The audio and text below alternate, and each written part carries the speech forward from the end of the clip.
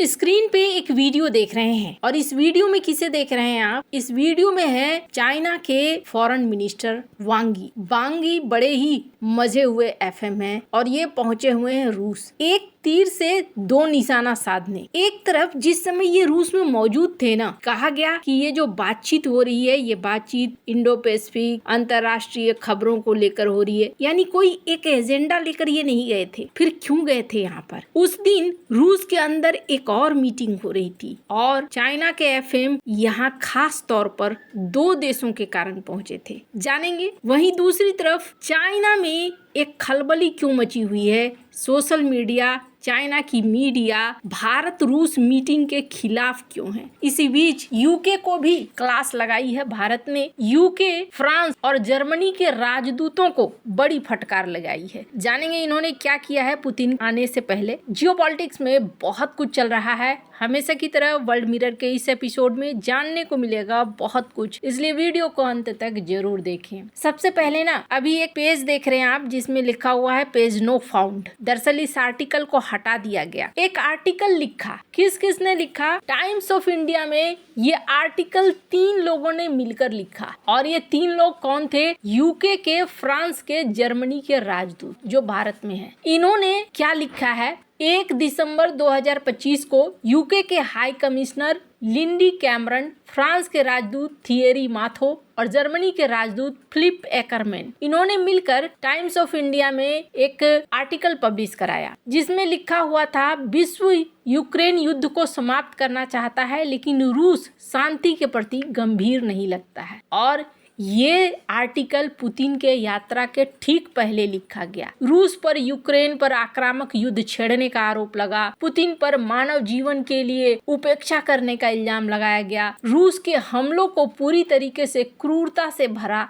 एक व्यवस्थित तरीके से कहा गया कि जानबूझकर रूस ने किया है। रूस पर साइबर हमले, डिसइंफॉर्मेशन, वैश्विक अस्थिरता फैलाने का आरोप लगाया गया, शांति वार्ताओं में विलंब और देरी की बात की गई और भारत के ऊपर ना अप्रत्यक्ष तौर पर दबाव बनाने की कोशिश हुई कि भारत बात करे रूस से, रूस के ऊपर दबाव बनाए। ये एक बहुत ही गलत चीज थी। तुरंत से भारत का फॉरेन मिनिस्ट्री एक्टिव हुआ और फॉरेन मिनिस्ट्री के अधिकारियों ने इनको कहा कि ये बहुत असामान्य है और स्वीकार करने योग्य नहीं है। इन्होंने कहा तीसरे देश के संबंधों पर सार्वजनिक सलाह देना ये कूटनीति तो नहीं है, हमने इसे संज्ञान में लिया है। पूर्व विदेश सचिव कंवल सिब्बल ने भी इसे सार्वजनिक दिखावा और प्रचारवादी इरादे वाली बात कह दी और ये भी कहा कि ये कूटनीति का उल्लंघन है। अब इसमें देखने को मिल रहा है, एक तो भारत की फॉरेन मिनिस्ट्री ने यहाँ विरोध भी जताया, इस आर्टिकल को भी हटा लिया गया है। ये दिखलाता है कि भारत रूस के साथ अपने रिश्तों के लिए बहुत ही ज्यादा इस वक्त एक्टिव है। वैसे आपको बता दूं, सिर्फ यूके, फ्रांस या जर्मनी ही नहीं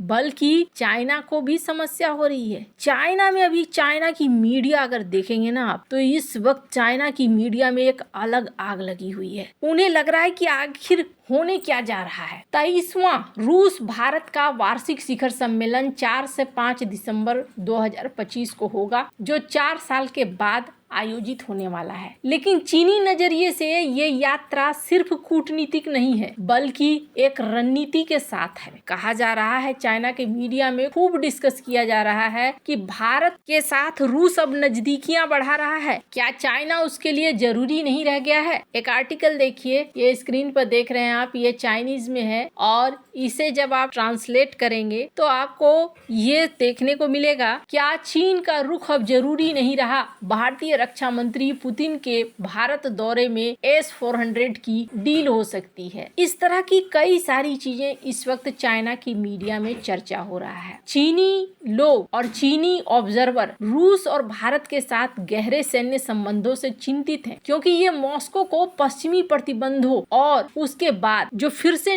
पुनर्निर्माण करना है उसमें राहत दे रहा है। एक वीवो के यूजर ने कहा कि भारत के पास पहले से 200 रूसी विमान, कई S-400 सिस्टम है, अब पुतिन Su-57 S-500 लेकर आए हैं। चीन भारत पाकिस्तान की गतिशीलता को देखते हुए वो कौन सा खेल खेल रहा है, मतलब समझिए ये पाकिस्तान का भी नाम ले रहे हैं। वहीं दूसरी तरफ कुछ लोग ऐसे भी हैं जो भारत की कूटनीति की तारीफ कर रहे हैं कि दीवार पर सवार होने की कला है। उन्होंने मोदी की रणनीतिक स्वायत्ता का उदाहरण दिया कि देखो रूस और अमेरिका दोनों के साथ संबंधों का फायदा उठा रहा है भारत। वहीं दूसरी तरफ कुछ लोग ये भी लिख रहे हैं कि अमेरिका को पुतिन की भारत यात्रा से गुस्सा आ सकता है, लेकिन मोदी डरते नहीं है। अगर डरते तो ये बैठक नहीं होती। हमें भारत को सिर्फ अमेरिकी समर्थक या रूसी समर्थक कहना बंद कर देना चाहिए। मोदी भारत के हितों के लिए काम कर रहे हैं। वीबो पर एक टिप्पणी बहुत जोरदार तरीके से चल रही है कि भारत न तो रूस की मित्रता से बंधा है और न ही अमेरिकी कलंकों से प्रभावित है। वह अपना भारत पहले का लयबद्ध तरीका अपना रहा है। तो कुछ जगह तारीफ मिल रही है भारत की विदेश नीति की, तो वहीं देखने को मिल रहा है कि S-400, S-500, सुखोई 57 ऐसी डील से परेशान हो रहा है चाइना। कुछ आर्टिकल में तो सीधे सीधे ये लिखा जा रहा है कि पुतिन कौन सा खेल खेल रहे हैं यहाँ पर। कुछ कह रहे हैं, कुछ आर्टिकल में ये लिखा जा रहा है कि ये सौदे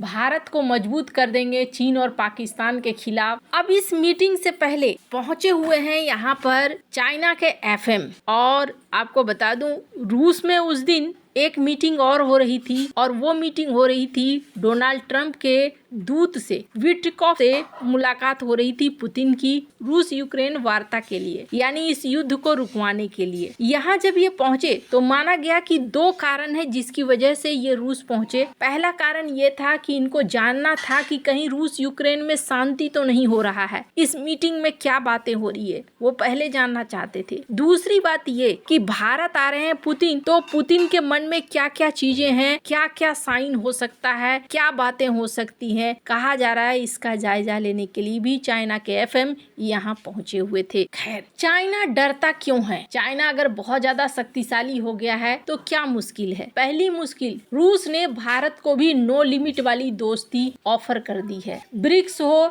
SCO हो, G20 हो, यहाँ पर भारत को झुका पाना अब आसान नहीं होने वाला है। रूस के साथ मिलकर बैलेंस बनाता रहेगा भारत। इसके अलावे चीन को ऐसा लगता है कि कभी भारत और चाइना के बीच में लड़ाई हो गई तो फिर रूस यहाँ भूमिका निभा सकता है। वैसे तो बोलेगा कि मैं साइलेंट हूँ, लेकिन भारत की तरफ से हो सकता है। वहीं चाइना को मनमानी करने का मौका नहीं मिलेगा। अगर रूस यूक्रेन युद्ध बंद हो जाता है तो रूस को फिर से जरूरत होगी खड़े होने के लिए, और उसे चाहत होगी इकोनॉमी की, पैसे की, और ऐसे में भारत उसकी मदद करेगा। इनके PM ने इस बात को कहा भी कि भारत एक बहुत बड़ा जाइंट इकोनॉमी बन चुका है और भारत हमारे लिए जरूरी भी है, हम पुराने साथी हैं। तो चाइना को ऐसा लग रहा है कि चाइना के कई सारे प्लान हैं जो भारत और रूस के एक साथ आने के बाद ये जो बैलेंस बनाकर चाइना चल रहा था और तेजी से आगे बढ़ रहा था दुनिया को डराते धमकाते, उसमें रोक लग जाएगी। आपको क्या लगता है इन सब मामले में? आपकी क्या राय है? कमेंट कर जरूर बताएं। जल्द मिलते हैं अगले वीडियो में नई खबर के साथ।